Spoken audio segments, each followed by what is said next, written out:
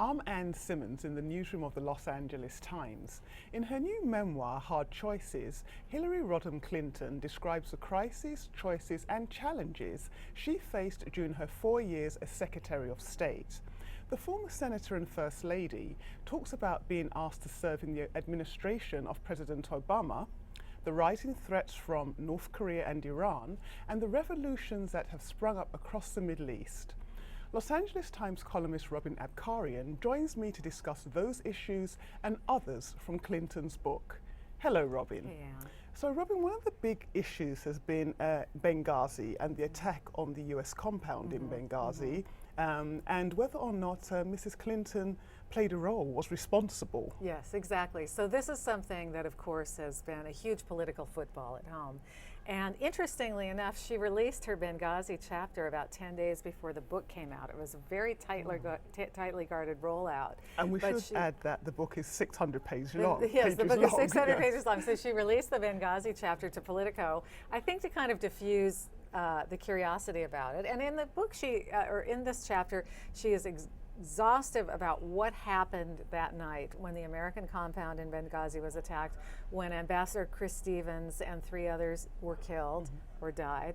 And she makes a strong point that while she, as Secretary of State, takes responsibility, she does not blame herself specifically for the deaths. And of course, this is something that her opponents have jumped on to say, well, how can you take responsibility but not shoulder blame? But, you know, depending on how you look at it, you know, she afterwards did an exhaustive review, implemented some 29 new policies about keeping embassies safer. And I think what we're going to see is Benghazi play out in the next year and a half or 2 if she decides to run for president. It's going to be a big issue. Right. Well, that was obviously a really tough issue. What else does she describe as being some of the toughest choices and challenges that she faced? Well, the book, of course, is Hard Choices, and her whole point is that this is a leader is faced with hard choices. She talks about a lot of her regrets in the book, I would say. She regrets that she was not able to persuade the president to intervene in the Syrian civil war earlier. Right.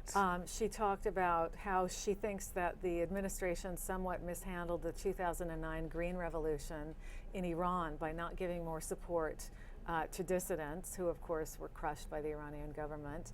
And then she talks too about how she kept the faith longer than she should have with Egyptian President Hosni Mubarak, who, you know, may have been a bad guy, but he was our bad guy. She thought he was more stable than he was, and of course after weeks of protest, he was toppled by the Egyptian military. So that was a regret of hers as well. Now, of course, she's taken some flack in interviews after the book had been released. She actually made a comment that she and former President Bill Clinton were dead broke when they left the White House, and she's been criticized for that. I mean, is that fair?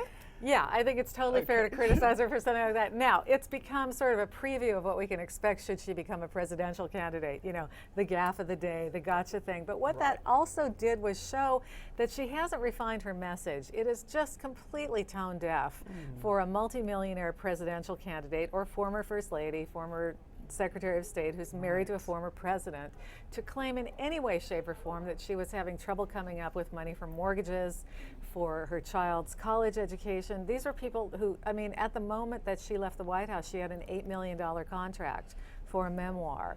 Her husband was going off and making hundreds and hundreds of $1,000s per speech.